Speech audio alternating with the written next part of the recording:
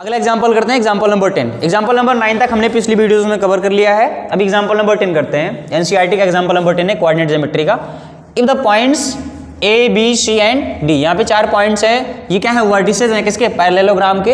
ये 4 points A B C D parallelogram के vertices हैं, टेकन इन द ऑर्डर। ये ऑर्डर में लिए गए हैं। तो हमको फाइंड क्या करना है? Find the value of P. हमको पी की वैल्यूज बतानी है। यहाँ पे आई बात सुने कि नहीं? यहाँ पे पी क्या है? एक पी एक यहाँ पे वेरिएबल दिया है, उसकी वैल्यू हमको बतानी है। तो कैसे बताएंगे? देखो, सबसे पहले क्या करते हैं? पैरेललोग्राम ड्रॉ करते हैं।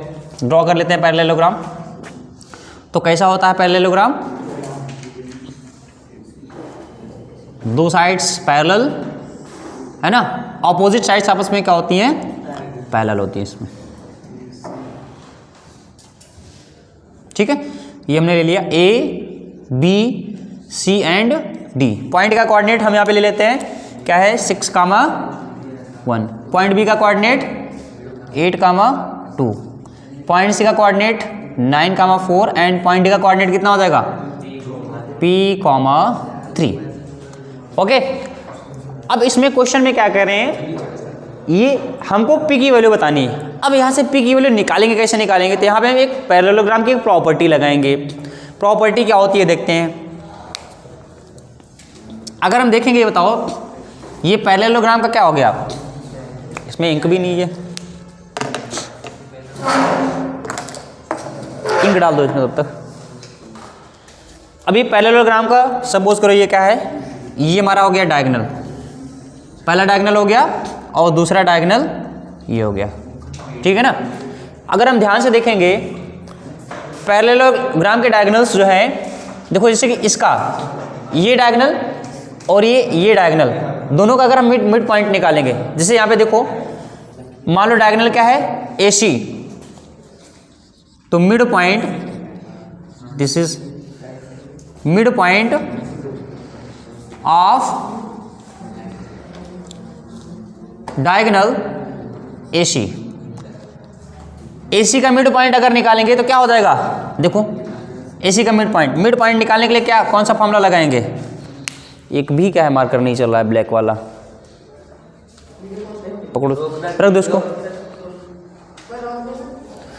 AC का यहाँ पे देखेंगे, AC का कोऑर्डिनेट निकालेंगे। क्या निकालेंगे? Coordinate of AC। Mid point का हमने फॉर्मूला बताया था, क्या होता है? x1 plus x2 by 2 comma y1 plus y2 by 2, है ना? तो x1 plus x2 by 2, x1 कितना है यहाँ पे? हमको AC निकालना है, A और C निकालना है। तो इसको हमने क्या मान लिया? x1 कामा y1। इसको क्या मान लिया? x2 कामा y2। पहले सभी बच्चे यहाँ पे देखेंगे ध्यान से, ये इंपॉर्टेंट कॉन्सेप्ट है। ये ज्योमेट्री का कॉन्सेप्ट यहाँ पे कोऑर्डिनेट ज्योमेट्री में यूज किया है कि नहीं? तो देखने वाली बात है। अभी नोट मत करना, लिख लेंगे तब नोट करना, ठीक है? तो ये A और C का मिड पॉइंट निकालना है। तो यहाँ पे x1 कामा y1 है, ये x2 कामा y2, ये इसका मिड पॉइंट है कि नहीं? बताओ, है ना? तो हमें पता है कि जो डायगोनल्स होते हैं एक दूसरे को मिड पॉइंट पे कट करते हैं। क्या करते हैं? मिड पॉइंट पे कट करते हैं। कहने का मतलब ये कि अगर डायगोनल BD अगर डायगोनल AC को कट कर रहा है तो कहाँ कट करेगा? इसके मिड पॉइंट पे कट करेगा। कहाँ पे? मिड पॉइंट पे। इसका मतलब क्या? ये वाली लेंथ इसके बराबर होगी, दैट इज OA और OC बराबर होगा। आई बात समझ कि नहीं? अब देखो, O is a mid point of AC, है ना? तो अगर हम देखेंगे mid point of diagonal AC निकालेंगे तो क्या हो जाएगा? x1 देखेंगे 6 प्लस x2 कितना आ रहा है यहाँ पे? बोलो, 9/2 कॉमा 1 प्लस 4/2। तो इसको आगे थोड़ा सा कंटिन्यू करते हैं तो यहाँ पे कितना आ जाएगा? 9 और 6 कितना? 15/2 कॉमा कितना हो जाएगा? 5/2।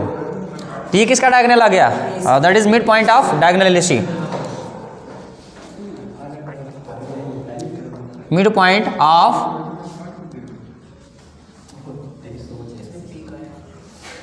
Diagonal AC।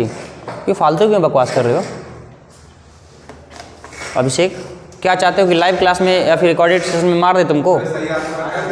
दोनों लोग क्या फालतू बकवास करिए, इतना मारेंगे ना, सही हो जाओगे गधे। नहीं तो चुपचाप पढ़ नहीं पा रहे हैं। देखो, मिड पॉइंट ऑफ डायगोनल। अभी बाद में क्या फिर से पूछोगे सर कैसे? तो मतलब ही क्या है? वीडियो रिकॉर्ड करें फिर कुछ भी करें, समझ, मेन मोटो क्या है समझ में आना है ना। देखो, तो mid point of diagonal AC diagonal का मिड पॉइंट क्या आ गया हमें? That is 15/2 5/2। अब क्या करेंगे, बी डी डायगोनल का मिड पॉइंट निकालेंगे। तो mid point of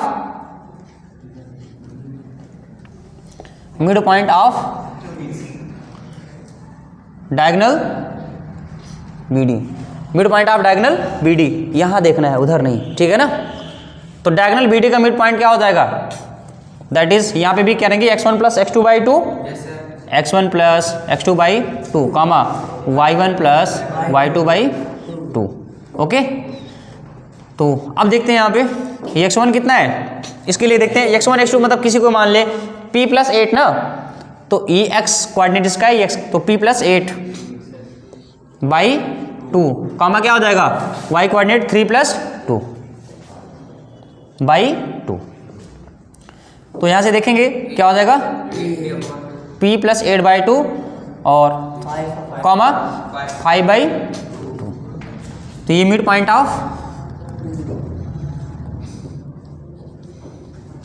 of BD.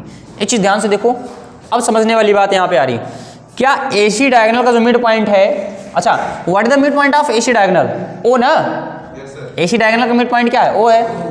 BD diagonal का मिड पॉइंट क्या है, वही है। तो दोनों पॉइंट सेम है कि नहीं, क्या हम दोनों कोऑर्डिनेट को सेम लिख सकते हैं कि नहीं। तो यहाँ पे क्या लिखेंगे, mid point of AC is equal to mid point of BD। तो यहाँ पे क्या बोलेंगे, mid point of diagonal AC is equal to mid point of diagonal BD, है ना। मतलब AC विकर्ण का मध्य बिंदु बराबर किसके होगा, BD विकर्ण के मध्य बिंदु के बराबर। अब देखो तो मिड पॉइंट इसका क्या हो जाएगा, दैट इज 15 बाई 2, क्या है यहाँ पे 15 बाई 2 कॉमा 5 बाई 2 इक्वल किसके हो जाएगा, P plus 8 by 2 comma 5 by 2। तो अगर ये दो कोऑर्डिनेट्स आपस में इक्वल है, इनके x कोऑर्डिनेट आपस में इक्वल होंगे और y कोऑर्डिनेट्स भी आपस में इक्वल होंगे, y कोऑर्डिनेट्स आपस में वैसे भी इक्वल है। इसका मतलब क्या 15 बाई 2 किसके बराबर होना चाहिए, P प्लस 8 अपॉन 2 के, आई बात में ना। और यहाँ पे रीजन क्या लिखेंगे, बिकॉज x1 मान लो यहाँ पे अगर x1 कामा y1 बराबर है किसके, x2 कामा y2 के, अगर दो कोऑर्डिनेट्स आपस में बराबर हैं, इसका मतलब क्या, इनके करस्पॉन्डिंग कोऑर्डिनेट्स आपस में क्या होगा, मतलब यहाँ पे x1 बराबर किसके हो जाएगा, x2 के, और y1 बराबर किसके हो जाएगा, y2 के। आई बात समझे कि नहीं, ये एक थ्योरम होता है। तो अगर देखेंगे दो कोऑर्डिनेट्स आपस में बराबर, इसका मतलब क्या, इनके x कोऑर्डिनेट आपस में बराबर होंगे और y कोऑर्डिनेट आपस में बराबर होंगे। तो x कोऑर्डिनेट 15/2, 2 से 2 को कैंसिल कर दो।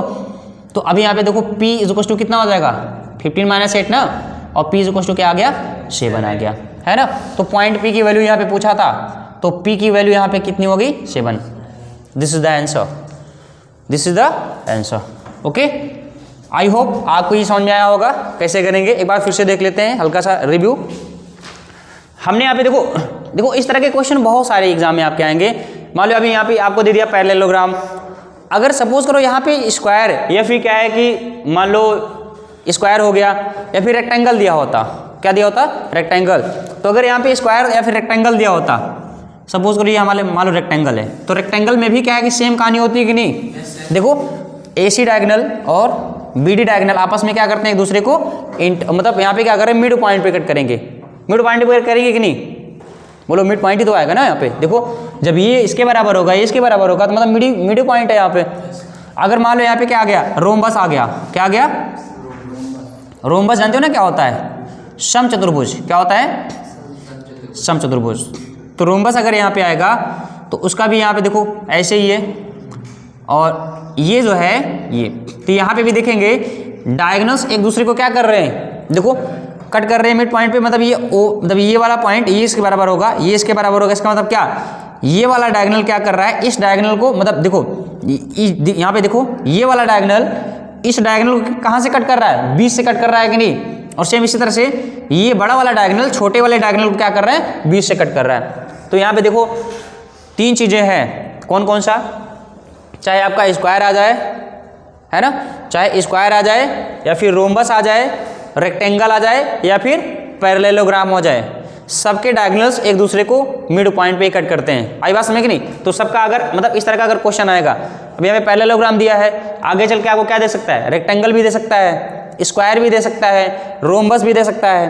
तो जितने भी यहाँ पे हैं ये 4 तरीके के, सबका यहाँ पे लॉजिक सेम लगेगा। क्या पहले क्या करेंगे, मिड पॉइंट्स निकालेंगे, दोनों को बराबर कर देंगे। तो mid point of diagonal AC is equal to mid point of diagonal BD, same ही कॉन्सेप्ट लगेगा। आई बात समझ कि नहीं? तो हमको यहाँ पे कंसेप्ट समझना है, क्वेश्चन इंडिविजुअल नहीं समझना है क्वेश्चन कि हमको बस यही क्वेश्चन कुछ बच्चे रट के चले जाते हैं, बस कोई मतलब नहीं है। अब सपोज करो यहाँ पे अगर कोई और दूसरा दे दिया तो इसका मतलब क्या, अगर ये पैरेललोग्राम है, अगर यहाँ पे रेक्टेंगल आ जाएगा तब भी यही कॉन्सेप्ट लगाएंगे, अगर यहाँ पे क्या स्क्वायर आएगा तब भी यही कॉन्सेप्ट, अगर रोम्बस आएगा तब भी यही कॉन्सेप्ट। अच्छा ट्रेपीजियम में मत लगा देना ये कॉन्सेप्ट, उल्टा पड़ जाएगा वहाँ पे, ठीक है ना? बाकी 4 के साथ यही कॉन्सेप्ट लगाएंगे। ओके, आई होप आपको ये समझ में आया होगा। Okay, so thank you class.